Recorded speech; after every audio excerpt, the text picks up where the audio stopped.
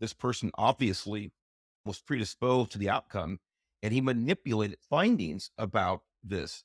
To date, six of Stewart's articles, and again, this is Florida State University, folks.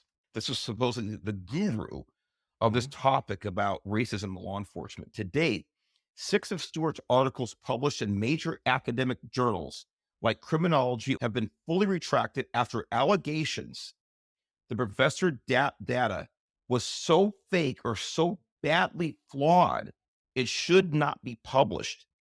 Faked. Can I name those studies, Mark? Can I jump in and You know what? name I those? have them right here, but have at it. Please Yeah. have at it. School social bonds, social climate, and school misbehavior, a multi-level analysis. Ethnic threat and social control, examining public support for judicial use of ethnicity and punishment. The social context of Latino threat and punitive Latino sentiment. Lynchings, racial threat, and whites' punitive views towards blacks. The social context of criminal threat, victim race, and punitive Black and Latino sentiment. And then finally, a legacy of lynchings, perceived Black criminal threat among whites. Those are the six studies that were pulled.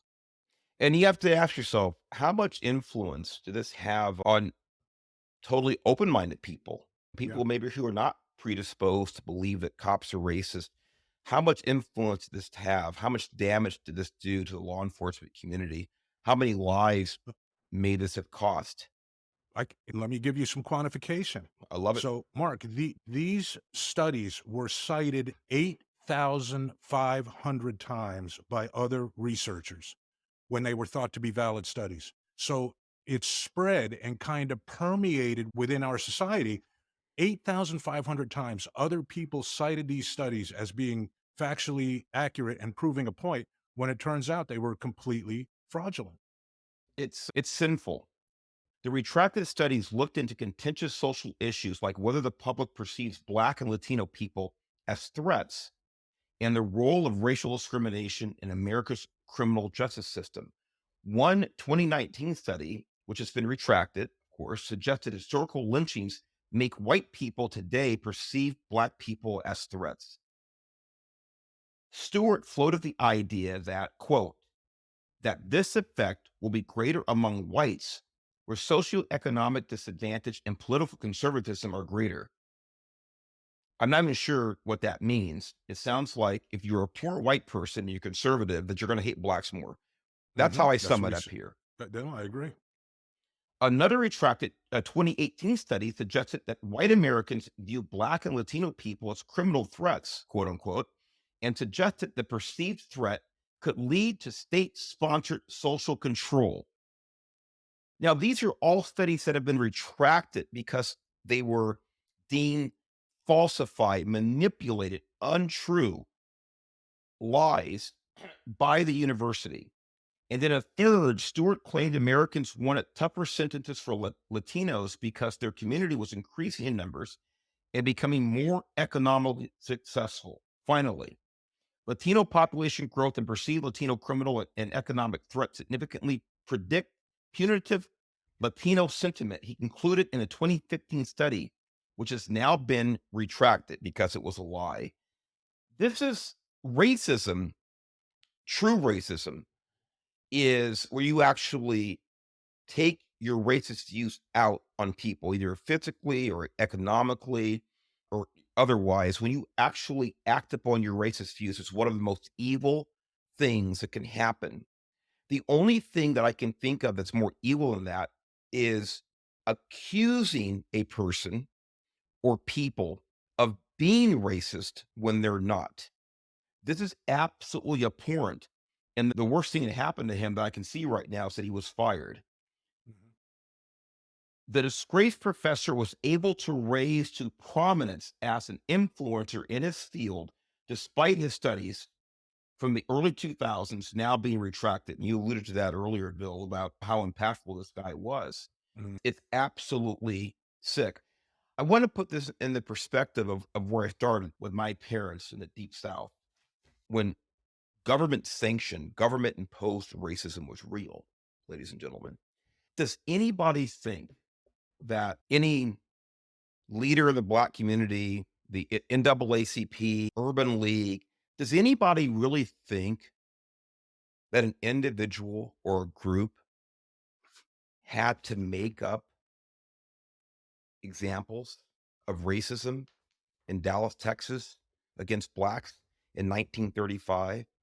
Does anybody think that they actually had to conjure up studies to prove that racism was real 80 years ago? Does anybody really think that you actually had to go out and manipulate evidence, falsify documents, create studies that weren't true to prove the obvious? What this says to me is someone actually has to, in today's day and age, to go out and to create these so-called studies that perpetuate a claim. Racism must not be as bad as they make it out to be. Otherwise, they could just print the truth. That's how I see this. I don't know how you feel about it, Bill, but that's the way that I see it. It doesn't mean that racism does not exist. That's a silly thing to say. But to claim that it's a cultural issue, it's institutionalized, and that law enforcement is out to get people of color, I think is simply fantasy. I don't think his goal in these false studies had anything to do with really the issue of racism at all. As crazy as that sounds, I think it was all about self self promotion. In other words, what did he get out of it? He became the man, right? He got incredible clout in academia. He was honored at the American Society of Criminology. He was vice president there, as a matter of fact. He received over 3.5 million in grant support from major organizations and taxpayer funded entities. I don't know that he really gave a crap about racism in law enforcement. I think my opinion in reading this story is that it was all about what he could gain from having these views and promoting himself as, quote, the man when it comes to studying these views. Let me talk about some of the specific things that he was entrusted with or that he was empowered with. Florida Department of Juvenile Justice, National Science Foundation, which is run by the Department of Justice, they funneled money into research that he presided over. The National Institute of Mental Health, a branch of NIH, an organization which you and I have talked about in the past, they poured 3.2 million into research that he did on how African Americans transitioned into adulthood. He presided over that initiative as a co-principal investor from '07 to 2012. He reportedly made $190,000 a year at FSU. Hmm. He served on the school's diversity, promotion, and tenure committees, giving him a say over who got what on campus. He was empowered with doing reviews of ethical violations of the college. So for him, I don't even know that he really cared that much about the subject he was talking about. It was just about self promotion and creating a narrative that would make him be the quote man. Bill, I think your take on this is spot on. Um, he is not the first race hustler that we've seen in our lifetime. I won't mention any names, Jesse Jackson, Al Sharpton, but I think you're actually right. This is about self promotion and quite frankly, a way to increase income. And more power to Florida State University for eventually. I Mhm. think it was a long time coming, but at least removing him from his position. Let's say, Mark, that's a brave move. They did the right thing, Yeah. and there was going to be some rough road. And obviously, he made accusations or that it was akin to a lynching. Obviously, an uncomfortable situation for the college, but they did the right thing. And here's the group that he was part of.